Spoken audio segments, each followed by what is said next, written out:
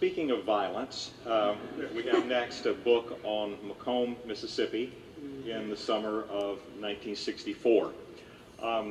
This is a book, unlike the other panelists, I'm here to talk about a book that I did not write. This is a book that I wrote about.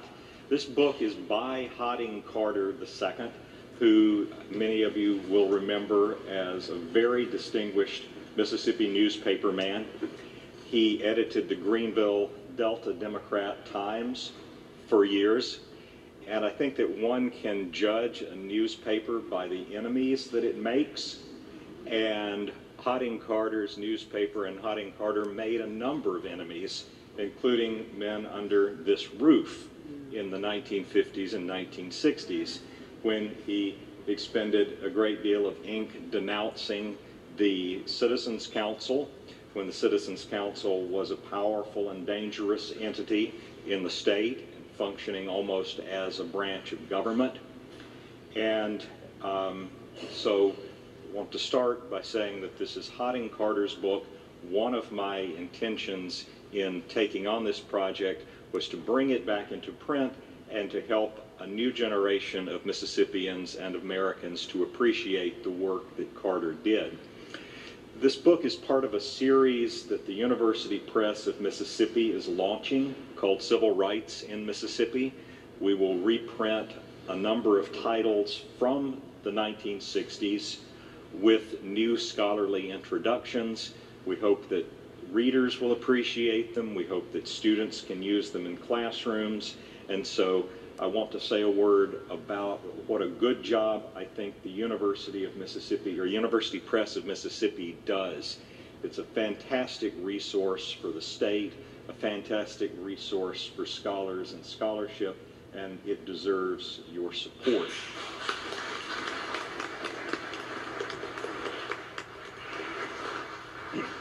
Now, the story of the Heffners.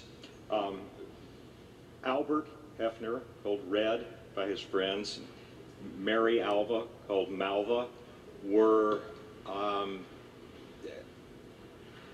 respectable and respected McComb citizens in the summer of 1964. They were, Red was an insurance salesman.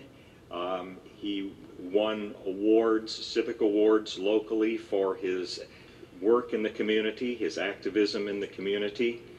And in the summer of 1964, McComb was the place, one of the places in Mississippi that a substantial number of civil rights workers volunteered to attempt to register African Americans to vote.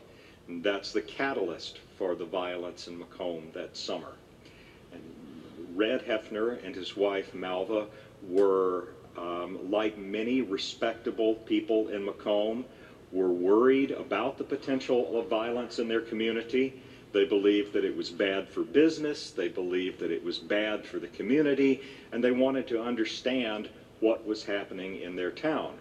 And so they invited two civil rights workers, both of whom were white, to their home for conversation, for outreach.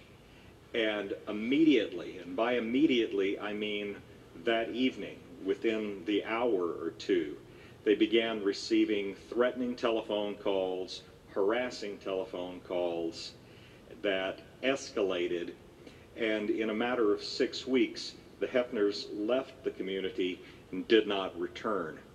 And so Carter's book, published in 1965, is the story of how so quickly a very respected white couple could be driven from a community for simply asking questions about what was going on.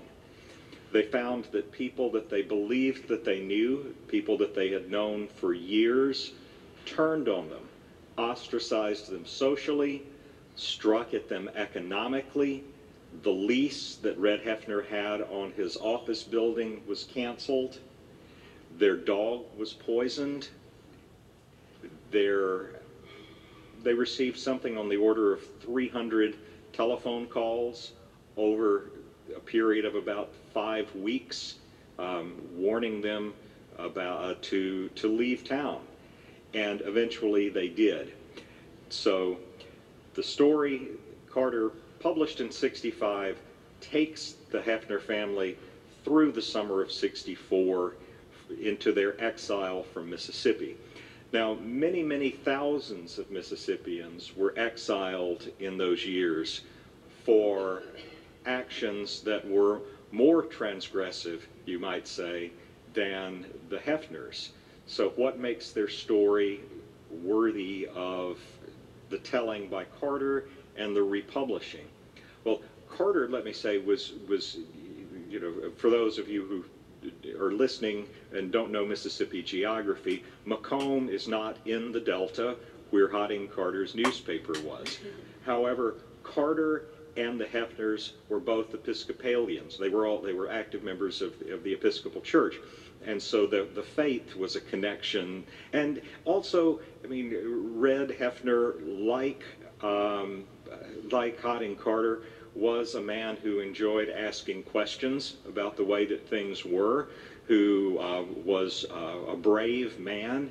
And I think that there were personal elements in the Heffner story that appealed to Carter as well. Now, as I said, we're bringing this book out. We've brought this book out in this new series, Civil Rights in Mississippi. My role as a historian of the civil rights movement was to try to say a few words about the story in its broader context. What struck me about the broader context of the story is, as I said, the Heffners were exiles. Many thousands of Mississippians were exiles, but the Heffners didn't set out to try to make a stand on civil rights issues. They simply wanted to find out more information about what was going on in their hometown. They wanted to act potentially as a conduit of information between the civil rights workers and respectable elements in the town. They had been in the home that they built in the new subdivision for 10 years. They thought that people in their church, in the community, in business, knew them, knew what they stood for, but in an instant, practically, in a matter of weeks, literally, they found those friends turning on them, people simply shunning them for the work that they did. And I think that their story says something about the bonds of community in a lot of the small southern towns that saw the civil rights movement. I mean, people, the bonds of community could work, of course, to hold people together, but they could also serve to expel people who were perceived to have broken, you know, the code that governed the bonds of those terms. And so the Heffners' story is one of the way that ostracism and economic pressure and even threats of violence could silence people who would have been considered moderates or progressives, but who were not aware often of the dangers that asking questions would present in those years.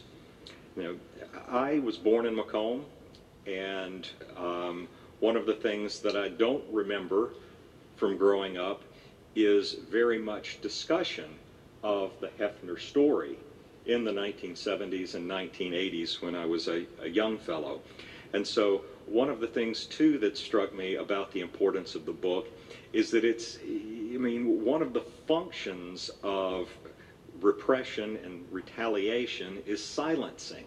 And so when the Heffners left, their story was largely lost in McComb.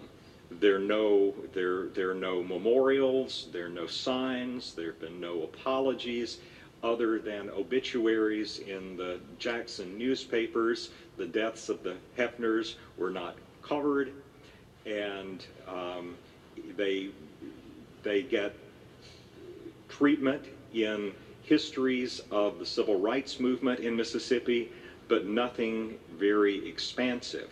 And again, I would say, well, of all the thousands of Mississippians who were exiled in those years, why would the Heffner story loom larger?